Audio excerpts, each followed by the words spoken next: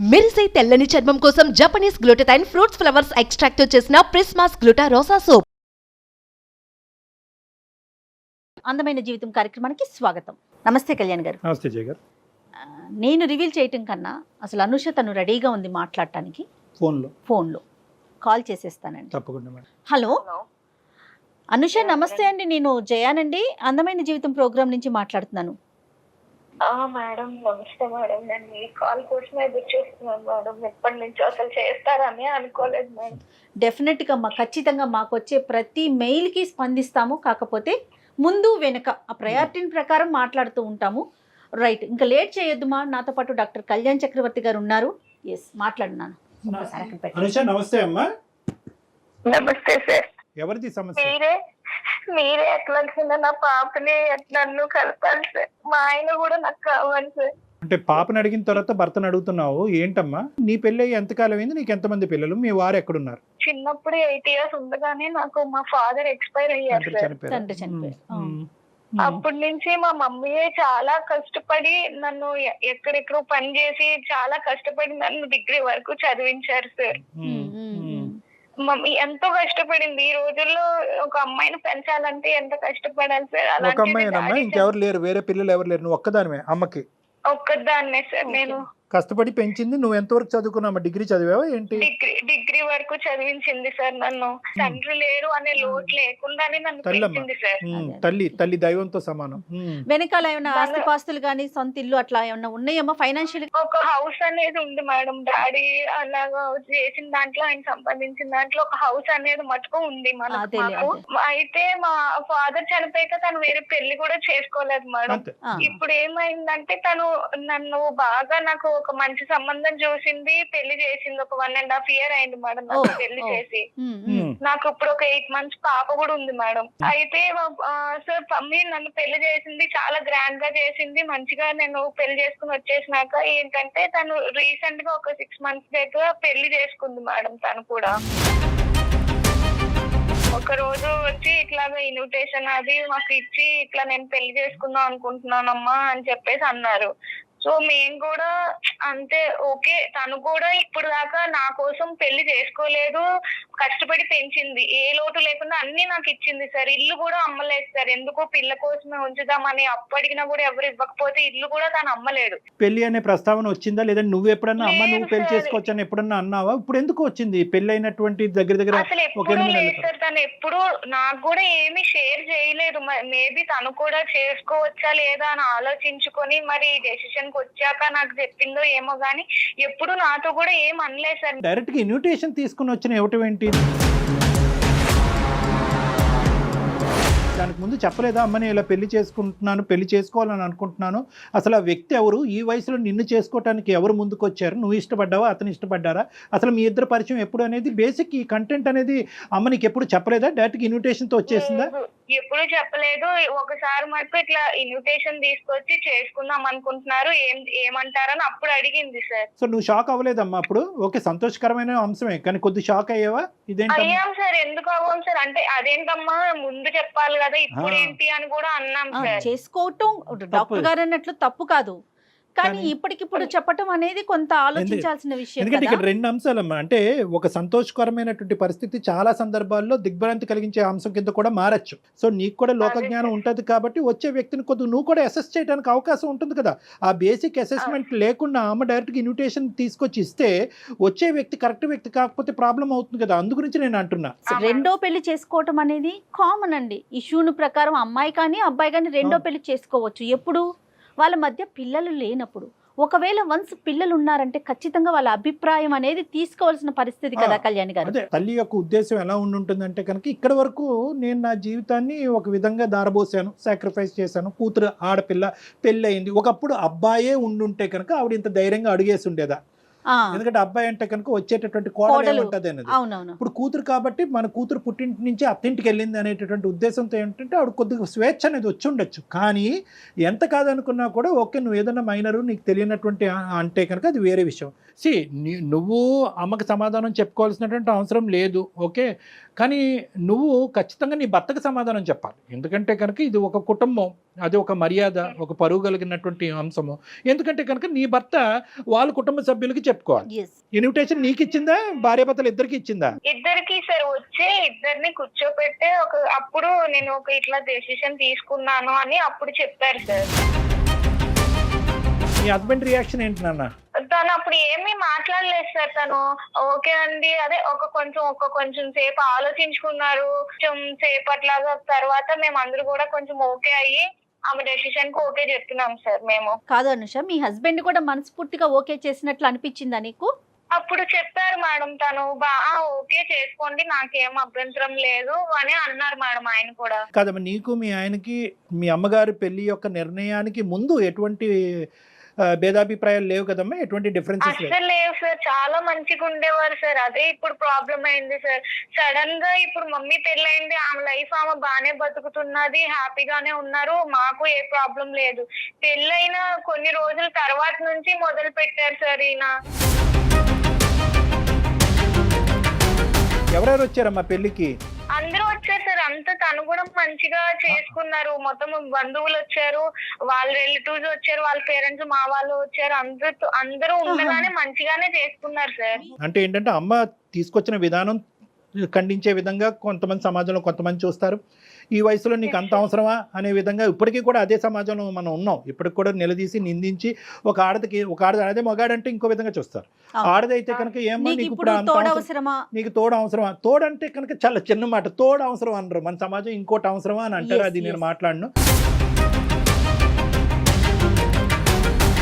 అటువంటి సమాజంలో ఇటువైపు నీ వైపు వాళ్ళు, అమ్మ వైపు వాళ్ళు, ఎటొచ్చి లేనటువంటి వాళ్ళు ఎవరైనా ఉండుంటే కనుక బహుశా మీ చనిపోయినటువంటి మీ నాన్నగారి తరపున వాళ్ళు లేనటువంటి వాళ్ళు అయి ఉంటారు. మిగతా వాళ్ళందరూ కూడా తలాడించి ఎవరు ఖండించకుండా వేలెత్తి చూపెట్టకుండా ముందుకు వచ్చారు అంటే కనుక చాలా గర్వకారణం, చాలా సంతోషకరమైనటువంటి. ఇక్కడ ఎవరన్నా హర్షించాలి అంటే కనుక ముఖ్యంగా మీ హస్బెండ్ తరపు వాళ్ళని హర్షించాలమ్మా. పెళ్ళైన కొన్ని రోజుల నుంచే నాకు టార్చర్ మొదలు చేశారు మేడం.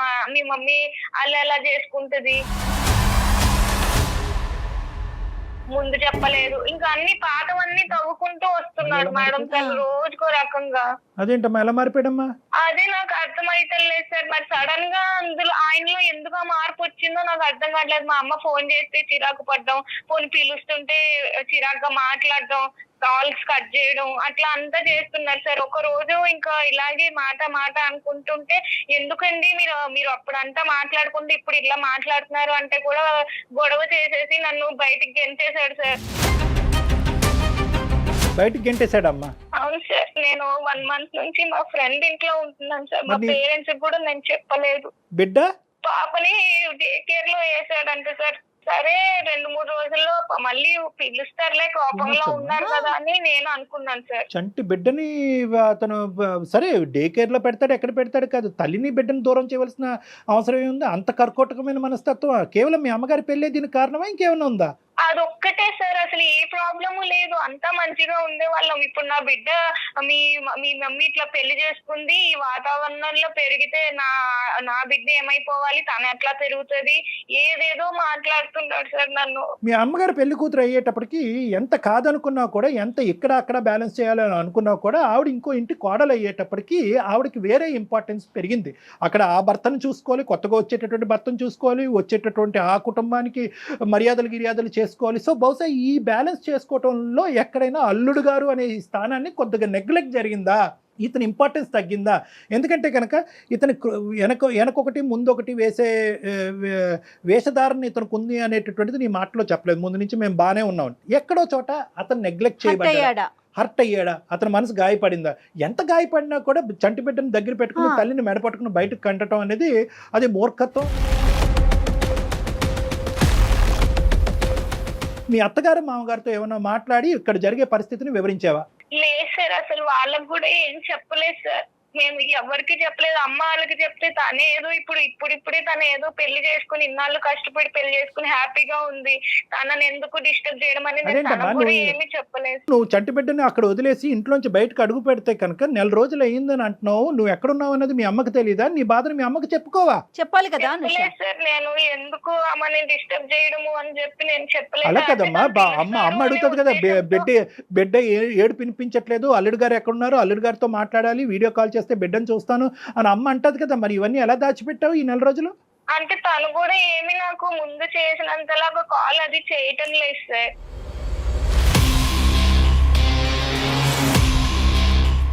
బిడ్డ పాలు తాగుతుందమ్మా? తాగుతారు సార్. నేను డే కేర్ కి వెళ్ళినా కూడా నా ముందే ఏడుస్తూ ఉన్నా కూడా వాళ్ళు నన్ను అలౌ చేయలేదు సార్, ఈ డే కేర్ వాళ్ళు కూడాను.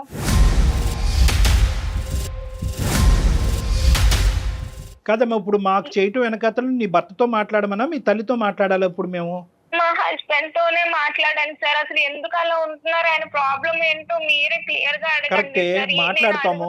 మీ భర్త యొక్క పాత్ర చాలా సందిగ్ధమైనటువంటి పాత్ర, చాలా క్లిష్టమైనటువంటి పాత్ర. ఎందుకంటే కనుక మామగారు పెళ్ళప్పుడు కాలు కడగాలి, కానీ పెళ్ళైన తర్వాత మామగారు వచ్చారు ఇతనికి. ఏం పేరమ్మా అతనిది? భాస్కర్ సార్. కలపండి ఫోను. ఇక్కడ మానవత్వం అనే ఒక అంశం. ఇక్కడ ఏంటంటే బిడ్డ, తల్లి, సొంత బిడ్డ. ఇప్పుడు ఈవిడ పాలు ఇవ్వకపోతే ఈవిడ ఎంత బాధపడుతుందో, తండ్రిగా తల్లి పాలు ఆ బిడ్డ తాగలేకపోతుందని చెప్పాడు. దానికి అత్తగారి పెళ్లికి సంబంధం ఏంటి? హలో చెప్పు. చెప్పేది ఏంటండి, నన్ను ఎప్పుడు ఇంటికి రాస్తారు? కాదు, నీకు ఎన్నిసార్లు చెప్పిన అర్థమైతే లేదా? ఫోన్ చేయొద్దు అని చెప్పిందా నీకు? ఎందుకు చేస్తున్నావు మాట్లాడి? నాకొచ్చేముందండి, మా అమ్మ పెళ్లి తీసుకుని వెళ్ళిపోయి ఆమె హ్యాపీగానే ఉంది కదా, మన జీవితం ఎందుకండి? అట్లని కాదు. ఇప్పుడు నేను నీకు చెప్పింది ఏంటి? నాకు నువ్వు వద్దు, నాకు నువ్వు అవసరం లేదు, నాకు పాప ముఖ్యం, పాపని నేను చూసుకుంటున్నా, నువ్వు అవసరం లేదు. నీ జీవితం నువ్వు బతుకు, మీ అమ్మ జీవితం మీ అమ్మ బతికినప్పుడు నీ జీవితం నువ్వు బతకడానికి ఏంది?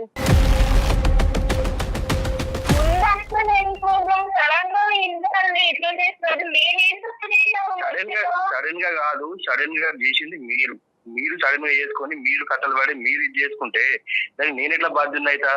నీ జీవితం ఏమి మాట్లాడలేదు కదండి, సడన్ గా ఇప్పుడు నన్ను మాత్రం ఎందుకు ఇట్లా ముందు అట్లా లేదు కదా. ముందు ఎట్లుండేది? ముందు బాగానే ఉన్నాం కదా, మనకేం ప్రాబ్లమ్స్ లేవు కదా. ముందు ఎంత మంచిగా ఉన్నాం మనం. ఏమైనా ప్రాబ్లం ఉందా? పాప పుట్టింది, పాపను మంచిగా చూసుకుంటున్నాం, మంచిగానే ఉన్నాం కదా. మధ్యలో మీ అమ్మ చేసిన దానికే ఇంత గొడవ అవుతుంది కదా. ఇది నీకు ఎందుకు అర్థమైతలేదు? మరి ఎందుకు మాట్లాడలేదండి ఈ ముక్కలన్నీ? మీరు మీకు అప్పుడు నిజంగా మీ మనసులో అదే ఉంటే అప్పుడే చెప్పుండే కదా. అవును, పెళ్లి చేసుకున్నప్పుడు ఇంత విపరీతంగా అయిద్దని ఎవరు అనుకోలేదు. ఏదో ఆమె ఉన్నది చేసుకుంటారు. అసలు ఈ ఏజ్ లో పెళ్లి చేసుకున్నట్టు నాకు వద్దనే అనుకున్నా, కానీ ఏదో ఆమె ఏదో తోడు కోసం ఉంటుంది కావచ్చు అనుకుంది. కానీ ఇంత ఘోరంగా ఇది పబ్లిక్ లో ఇజ్జత్ తీయడం ఏంది? నాది మీ పరువు ఏం తీసిందండి? పెళ్లి ముందు పెళ్లి చేసుకున్నప్పుడు అటెండ్ అయ్యారు, అంత మంచిగా మాట్లాడారు, మరి సడన్ గా ఇప్పుడు మీకు ఇవన్నీ గుర్తొచ్చేసాయండి. మా పాప నుంచి నన్ను దూరం చేస్తారా మీరు? భాస్కర్ గారు, నా పేరు డాక్టర్ కళ్యాణ్ చక్రవర్తి. నేను మానసిక వైద్య నిపుణుడిని, సైకియాట్రిస్ట్. అందమైన జీవితం అనే కార్యక్రమం సుమన్ టీవీ నుంచి మాట్లాడుతున్నాం అండి. నమస్కారం. అంటే ఆవిడ చాలా ఒక బాగా దుఃఖమైనటువంటి పరిస్థితిలో మాకు ఫోన్ చేసింది. బిడ్డ లేనటువంటిది, కుటుంబం లేని. అందులో ఏంటంటే చెప్పుకోవటానికి యూజువల్గా ఇటువంటి పరిస్థితులు వస్తే కనుక ఆడపిల్లలు తల్లింటికి వెళ్తారు. బిడ్డను కూడా మీరు లాగేసుకుని గుంజేసుకుని పాలు ఇచ్చేటటువంటి తల్లిని కూడా దూరం పెట్టి చెప్పలే. అది మాకేంటంటే ఆ పరిణామం, ఆ కాన్సిక్వెన్స్ ఒకటే అతి భయంకరంగా కనిపించేటప్పటికి, ఇదేంటమ్మా దేవుడు లాంటి మనిషి రాక్షసుడి కింద మారిపోయాడని అంటున్నావు, ఏంటో ఒకసారి ఫోన్ కలపమంటే భాస్కర్ కలిపింది ఫోను. సో మీరు చెప్పండి సార్, ఏం జరిగింది? ఈ పరిస్థితులు రావడానికి కారణం వాళ్ళ అమ్మే సార్. ఇది ఇంత ఘోరంగా జరగడానికి కారణం వాళ్ళ అమ్మే. నేను ఫస్ట్ నుంచి చెప్పుకుంటూనే వస్తున్నా. ఆమె మేము మంచిగా ఉండేవాళ్ళం సార్, మా సంసారం బాగుండేది, అసలు మేము ఎవరికి ఏం చేసేవాళ్ళం కాదు, మంచిగా ఉండేవాళ్ళం సార్. ఈ మధ్యలో వీళ్ళ అమ్మ వచ్చేసి ఈమె ఇట్లా వేసుకొని వీళ్ళు ఈ పెళ్లి చేసుకొని, ఆ పెళ్లిని దానికి ప్రీ వెడ్డింగ్ షూట్ చేసుకొని దాన్ని అంతా ప్రజలలో మొత్తం అందరికి తెలిసేటట్టు చేసి నా ఇజ్జత్ తీసింది సార్. నాకు మొత్తం అసలు ఎక్కడ కూడా నాకు పరువు లేకుండా చేసేసింది వాళ్ళు. నేను ఆఫీస్కి వెళ్తే ఆఫీస్ లో కూడా వాళ్ళ నన్ను అదే అడుగుడు, మీ అత్త ఈ ఏజ్ లో పెళ్లి చేసుకోవడం ఏంద్రా, మీ మామ కొత్త మామ ఎట్లుండాలి, ఇట్లా అడుగుతుంటే నాకు ఎంత బాధ ఉంటుంది సార్. మీ దగ్గరకు వచ్చింది, ఇది కూడా పెద్ద ఇప్పుడు ఇష్యూ సార్. ఇప్పుడు మీ దగ్గరకు వచ్చి టీవీలలో పెట్టి అక్కడ పెట్టి ఇక్కడ పెట్టి.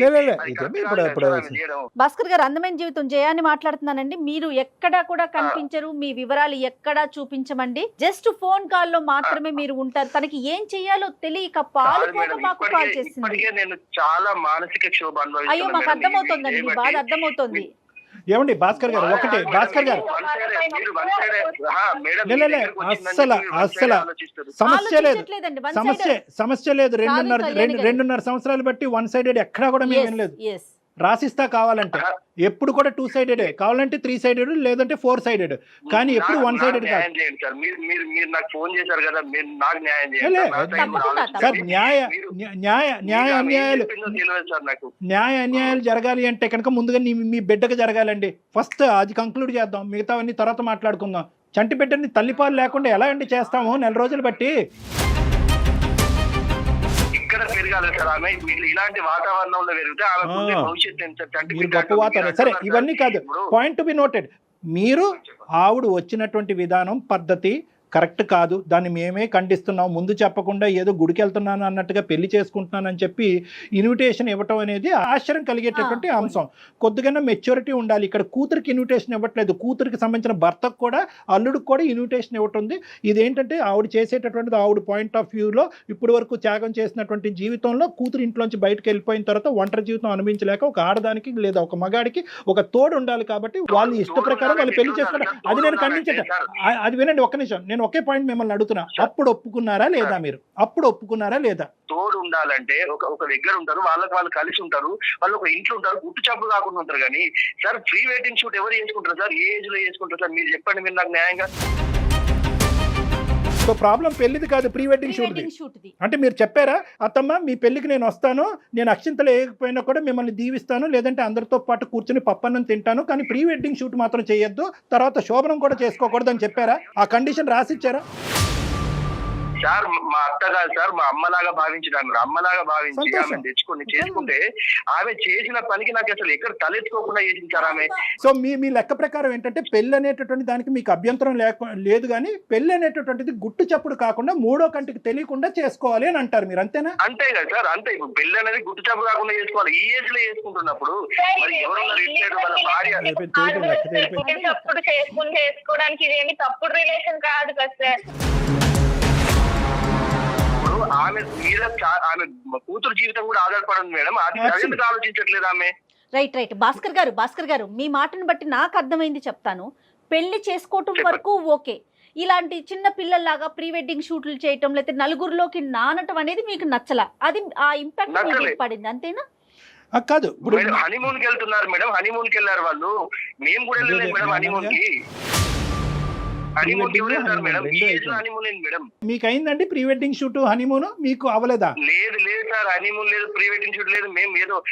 మేము ఆమె వాళ్ళు కొంచెం ఉన్న వాళ్ళు కాదు అని చెప్పేసి మేము ఏదో గుట్టి చప్పుడు కాకుండా మేము చేసుకొని మేము మంచిగా ఉంటే మాకు ఖర్చులు ఎందుకు మేము ఉంటే, ఆమె ఈ ఏజ్ లో పెళ్లి చేసుకొని ఈ ఏజ్ ప్రీ వెడ్డింగ్ షూట్ చేసి హనీమూన్ కి వెళ్ళి ఆమె కార్డులు చూస్తే మీరు పరిచయం అవుతుంది సార్. ఇక్కడ చూడండి సార్, కార్డు మేము కూడా అట్లాంటి కార్డు కొట్టలేదు సార్. అంత గ్రాండ్ గా చేసుకున్నారు వాళ్ళు పెళ్లి.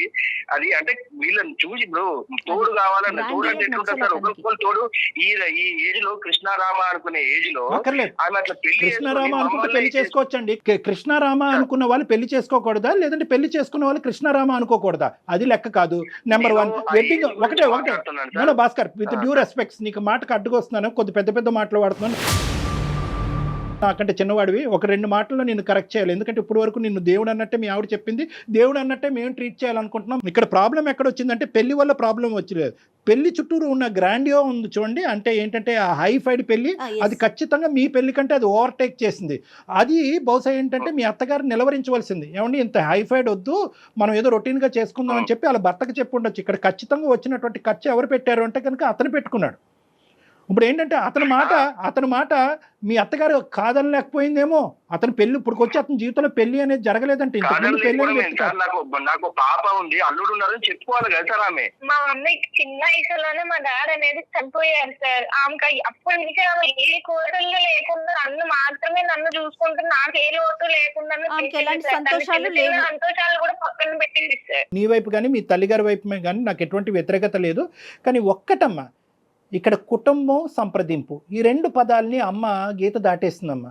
ఒక కుటుంబం అనేటటువంటిది, పెళ్లి అనేది ఒక కుటుంబం, తల్లి కావనియండి కూతురు కావనియండి, పెళ్లి అనేది ఒక సాంప్రదాయబద్ధమైనటువంటి ఒక కుటుంబానికి సంబంధించినటువంటి ఒక వ్యవహారం. అమ్మ గుట్టుగా పెళ్లి చేసుకోవటం అనేది నేను ఏకీభవించకపోయినా అట్లీస్ట్ ఏంటంటే కనుక బయటకు వచ్చి నలుగురికి చెప్పేటటువంటి వ్యక్తి ముందైనా చెప్పాలి. జరిగేటటువంటి కార్యక్రమాల గురించి అమ్మ ఫస్ట్ మ్యారేజ్ జరుగుతుందమ్మా, లేదంటే దాని ముందు ఏదో షూటో గీటో జరుగుతుంది, తర్వాత ఈ కార్యక్రమం ఉండబోతుంది, ఇలా చేసుకుంటే కనుక ఆర్భాటం ఎక్కువ అవుతుందేమో, అందరు కన్ను పడతాదేమో, నలుగురు 4 విధాలుగా మాట్లాడుకుంటారేమో. నాకు అలా మాట్లాడుకున్నా నాకు అభ్యంతరం లేదు. నా కూతురుకు సంబంధించినటువంటి కుటుంబ సభ్యులు అలా మాట్లాడకూడదనే ఆలోచన నాకుంది. నీ అభిప్రాయం ఏంటమ్మా? 2 స్టేట్మెంట్స్ మీ అమ్మగారు మాట్లాడుంటే ఈ రోజు ఈ సమస్య లేదు. అంతే కదా సార్, మరి మీరు చెప్పే కరెక్టే సార్, అట్లా చెప్పాలి సార్. వాళ్ళకు అర్థం కావట్లేదు. అంటే వాళ్ళని కలిపి మీరు విడిపోతారా? మేడం ఇప్పటి వరకు జరిగింది చాలు మేడం. నా పాప జీవితం ముఖ్యం, నాకు పాప భవిష్యత్తు ముఖ్యము. ఈ పాప ఆమె దగ్గర పెరిగితే మాత్రం అట్లనే తయారైంది. ఏమన్నా అర్థం ఉందా? ప్రీ వెడ్డింగ్ షూట్, హనీమూన్ జరగకపోతే అక్కడ ఆవిడ దగ్గర పెరగచ్చు. పెళ్లి చేసుకున్న వ్యక్తి ప్రీ వెడ్డింగ్ హనీమూన్ చేసుకుంటే మాత్రం పెళ్ళి అక్కడ, అది చండాలమైన కుటుంబం. ఆ కుటుంబంలో నీ కూతురు పెరిగితే చెడిపోద్ది. ఏం లెక్క అయ్యా ఇది? ఏ కాలంలో ఉన్నామా? అయినా వాళ్ళు నాతో కూడా లేరు, ఎక్కడో వేరే ఊరు వెళ్ళి బతుకుతున్నారు మేడం. అప్పుడప్పుడు ఫోన్లు మాట్లాడుకుంటాం. నీ కోపం ఉండొచ్చు భాస్కర్, నీ కోపం ఉండొచ్చు. మీ అత్తగారితో మాట్లాడటం మానేసేయి. ఏమైనా ఉంటే మీ అమ్మ చనిపోయింది అనుకో, మీ నాన్న చనిపోయారు కదా, మీ అమ్మ చనిపోయింది అనుకుని వదిలేస్తున్నాడు సార్. భాస్కర్, నువ్వు నీ కోపం ఉంటే నాకు ఎటువంటి అభ్యంతరం లేదు. మీ అత్తగారితో మాట్లాడటం మానే, మీ సోకాల్డ్ మామగారితో అస్సలు మాట్లాడొద్దు. కానీ దానికి ఈ అమ్మాయి ఏదో ముందొచ్చి దగ్గరుండి పెళ్లి చేసినట్టుగా, ఈ అమ్మాయి మొత్తం ప్రీ వెడ్డింగ్ డిజైన్ అంతా చేసినట్టుగా, హనీమూన్కి ఈ స్పాట్ మీరు డిసైడ్ చేసుకోండి అని ఈ అమ్మాయి డైరెక్ట్ చేసినట్టుగా ఈ అమ్మాయిని శిక్షిస్తావేంటి? ఆ చంటి బిడ్డని పాలు లేకుండా ఆ అమ్మాయిని ఆ బిడ్డను శిక్షిస్తున్నావేంటి? ఏం మూర్ఖత్వం ఇది? నేను సొసైటీలో బతుకుతున్నా సార్. ఈ సొసైటీ తర్వాత గుర్తొచ్చిందా? పెళ్లికి తలాడించినప్పుడు అత్తమ్మ, నాకు ఒక 4 రోజులు టైం ఇవ్వండి, నాకంటూ ఒక సొసైటీ ఉంది, స్నేహితులు ఉన్నారు, కుటుంబ సభ్యులు ఉన్నారు, అప్పుడు కాబట్టి మీరు పెళ్లి చేసుకున్నారు. జీవితాన్ని ఇంత నాశనం చేస్తారని. నువ్వు ఇన్విటేషన్ తీసుకున్నావా లేదా? పెళ్లికి వెళ్ళావా లేదా? పెళ్లిలో భోజనం చేసావా లేదా? వచ్చేటటువంటి వాళ్ళందరూ రిసీవ్ చేసుకున్నావా లేదా? ఏదో తోడు కోసం చేసుకుంటారు అనుకున్నా కానీ మేము మమ్మల్ని నాశనం చేయడానికి చేసుకుంటారు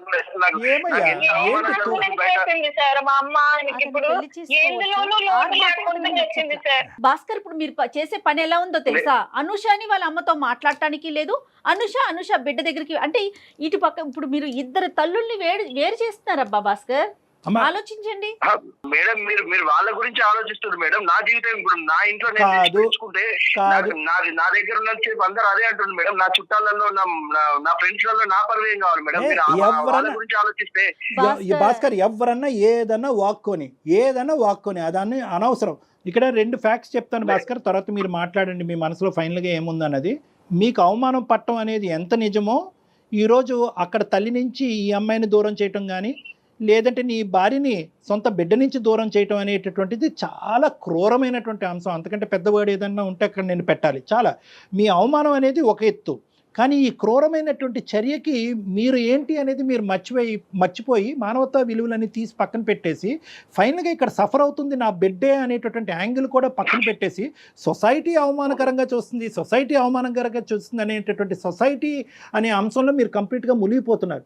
ఈరోజు ఏ సొసైటీ ఇప్పుడు ఈ చర్యని హర్షిస్తుంది? అరే, మా అత్తగారు వెళ్ళి కొత్తగా పెళ్లి చేసుకుంది, హనీమూన్కి వెళ్ళింది కాబట్టి ఈరోజు మా అత్తగారి మీద తీసుకోవాల్సినటువంటి పగ నా బిడ్డ మీద, నా భార్య మీద తీసుకున్నాననే అంశాన్ని వెళ్ళి మీ మొత్తం సొసైటీకి టామ్ కొట్టుకుంటూ చెప్పండి. మీతో పాటు నేను వస్తాను. ఏమంటుంది ఆ సొసైటీ చూద్దాం.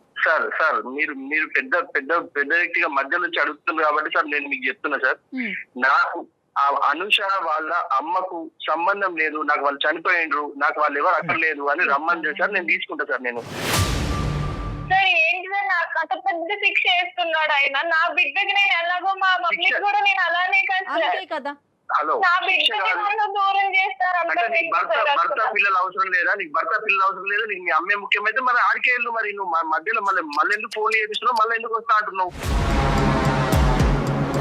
ఏదైనా సమస్య వచ్చి నువ్వు మీ అమ్మతో మాట్లాడొద్దు, నేను కావాలో మీ అమ్మ కావాలో తేల్చుకుంటే నువ్వేం చేస్తావు భాస్కర్? ఆ సమస్య రాదండి. మా అమ్మ తప్పు చేసింది కాబట్టి అంటున్నా సార్. నేను తప్పు చేయకపోతే సరే ఓకే. చూడండి భాస్కర్, ఒకటి నేను చెప్తాను, మళ్ళీ ఒక పాయింట్ చెప్తాను. నేను మిమ్మల్తో గాంభీరంగా నిన్ను గర్జిస్తే కనుక అది తర్వాత నువ్వు అవమానకరంగా తీసుకుంటావు. ఆ ప్రభావం నీ కూతురు మీద, నీ భార్య మీద పడుతుంది. కాబట్టి నాకు కడుపులో ఎంత కాలినా కూడా నీతో నేను ఇంకా స్వీట్గానే మాట్లాడుతున్నాను. ఎందుకంటే ఒక ఆడపిల్లని ఒంటి చేతి మీద ఈ ఇంట్లో ఆ ఇంట్లో పని చేసుకుంటూ బయట ప్రపంచం నుంచి ఒక ప్రభావం పడకుండా ఈ అమ్మాయి పక్కదో పడకుండా చదివిస్తూ ఎంతో గొప్పగా పెంచిందండి ఈ అమ్మాయిని. పెళ్లి చేసుకోవాలనుకుంటే ఎంత అప్పుడే అనుకోవచ్చు కదా, ఆవిడ తోడు కావాలని చెప్పి ఒక్క మాట మనలో మనం మాట్లాడుకుందాం. మీ అత్తగారు అన్నట్టుగా చూడకండి, ఒక స్త్రీమూర్తిగా చూడండి. ఒక స్త్రీమూర్తి చేసేటటువంటి త్యాగాన్ని మనం ఎందుకు గుర్తించము? అదే ఒక మగాడు భార్య చనిపోయినటువంటి 6 నెలలు సంవత్సరం తిరగక ముందే పెళ్లి చేసుకుంటే కనుక అవునండి తోడు కావాలి కదండి, వంట చేయడానికి ఒక ఆడది కావాలి కదండి, బట్టలు ఉతకడానికి ఒక స్త్రీ కావాలి కదండి అని అంటారు.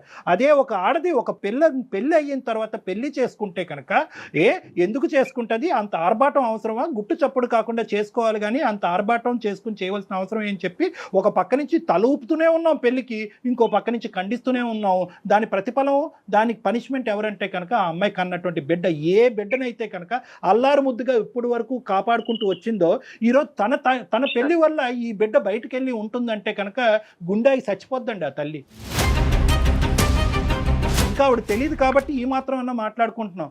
దయచేసి నేను ఒకటే చెప్తున్నాను భాస్కర్, ఒక్కసారి సొసైటీ, అత్తగారు, మా పెళ్ళి అయిన తర్వాత అత్తగారి పెళ్ళి, ఈ టెక్నికల్ వర్డ్స్, ఈ క్రొనాలజీ అనేది తీసి పక్కన పెట్టేసేయండి. ఇలాగే అవ్వాలి అని చెప్పి రాముడు రాయలేదు, శ్రీకృష్ణుడు రాయలేదు, అల్లా రాయలేదు, జీసస్ క్రైస్టు రాయలేదు, ఎవరూ రాయలేదు.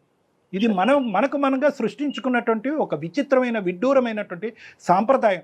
మీలో ఒక మానవత్వం ఉంది, ఒక మంచితనం ఉంది, అది బయటికి తీసుకురావాలి. నేను ఒకటే చెప్తున్నాను ఈరోజు, మీ అత్తగారితో కావాలంటే ఎటువంటి పరిస్థితుల్లో అంత ఆర్భాటంగా ఆవిడ పెళ్లి చేసుకుందని కనుక్కోమంటే అది నా బాధ్యతగా తీసుకుని నేను ఆవిడతో ఫోన్లో మాట్లాడతా. ఆవిడతో సున్నితంగా మీ ఇద్దరి మధ్యన జరిగినటువంటి గొడవను ఆవిడకి వివరిస్తా. ఆవిడ చేసింది ఏమన్నా చాలా ఒక స్పీడ్ యుగానికి సంబంధించినటువంటి ఒక అంశం, అది మీరు జీర్ణించుకోలేకపోతే దానికి ఆవిడ తరపున ఏమన్నా అపాలజీ చెప్పాలన్నా చెప్పకూడదు, తప్పు. ఏదైనా ఉంటే కనుక మీ ఇద్దరు కలవటానికి ఆవిడ ఏమైనా పాత్ర పోషించాలనే అంశం ఉన్నా కూడా ఆవిడ పాత్ర పోషించే విధంగా నేను చేస్తాను. కానీ దయచేసి నీకు ఇద్దరు 2 చేతులు జోడించి చెప్తున్నాను, ఇమీడియట్గా నీ భార్యని, నీ కూతుర్ని, అందరినీ ఒకే ఇంట్లో ఉండే విధంగా అందరినీ వెనక్కి తెచ్చుకోవాలని నా విజ్ఞప్తి. ఆ బిడ్డని ఇంకే ఇబ్బంది పెట్టద్దు, ఆ చంటి బిడ్డని. నాకు ఇక్కడ అంటే ఈ సమాజంలో ఈ టైప్ లో ఇలా చేయడం అనేది తప్పు అన్నది అనిపించింది సార్. ఒక ఇష్యూ ఏంటంటే భాస్కర్, నేను చెప్పేది ఈరోజు what ever happened is irreversible. ఈరోజు వెనక్కి హనీమూన్ డేస్ వెనక్కి తీసేయలేం, వెనక్కి ప్రీ వెడ్డింగ్ షూట్ తెగ్గొట్టేయలేం, పెళ్లిని తెగ్గొట్టలేం. వాళ్ళిద్దరూ హ్యాపీగా ఉన్నారు, ఇప్పటికైనా ఆవిడని బతకనిద్దాం, మనం ఆ స్వీట్ మెమరీస్ లో ఆవిడని బతకనిద్దాం. మీరు చెప్తున్నారు కాబట్టి సార్, మీరు ఆమెను పిలిపియండి, మాట్లాడండి. కాబట్టి మీరు చెప్పండి ఒకసారి, నేను కూడా మిమ్మల్ని కలుస్తాను సార్. అనుష వస్తాడు ఇప్పుడు, ఒక అరగంటలో వచ్చి పికప్ చేసుకుంటాడు నిన్ను. ఇంటికి వెళ్ళిపో అమ్మా, కలుద్దాం. అమ్మతో కూడా మాట్లాడతానమ్మా. అనుష ఏమి ఇది ఇంత విపరీతంగా జరిగిందని కూడా అమ్మకు కమ్యూనికేట్ చేయను. అసలు ఏంటి పూర్వపరాలన్నీ కొంతవరకు తెలుసుకుని అది భాస్కర్కి అర్థమయ్యేటటువంటి విధంగా చెప్పి, భాస్కర్ మనసులో ఏమైనా మిస్అండర్స్టాండింగ్స్ ఉంటే కనుక అది కడిగేద్దాం. అప్పుడు వాళ్ళిద్దరు కూడా తల్లి కొడుకుల్లా ఉంటారు. ఓకేనా? రైట్ అండి, నమస్తే. పెళ్లి అనేటటువంటి అంశం చేసుకుంటున్నారా వద్దా అనేది ఒక్కటే భాస్కర్ చేతిలో కానీ, అనుష చేతిలో కానీ, సొసైటీ చేతుల్లో కానీ ఉంటుంది. ఒకప్పుడు ఈ ప్రీ వెడ్డింగ్ షూట్స్ ఇంత ఆర్భాటం ఎందుకని చెప్పి ముందే ప్రొక్లెయిమ్ చేయాలి. ఇదంతా ఎందుకు?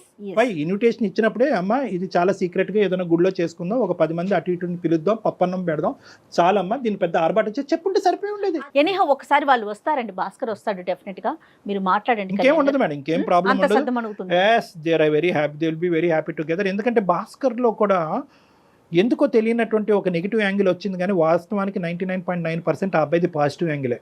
ఎక్కడో ఇన్ఫ్లుయెన్స్ అయ్యాడు. ఆ ఇన్ఫ్లుయెన్స్ ఎఫెక్ట్, ఆ ఇన్ఫ్లుయెన్స్ మనం ఈ కౌన్సిలింగ్ ద్వారా కడిగేసాము.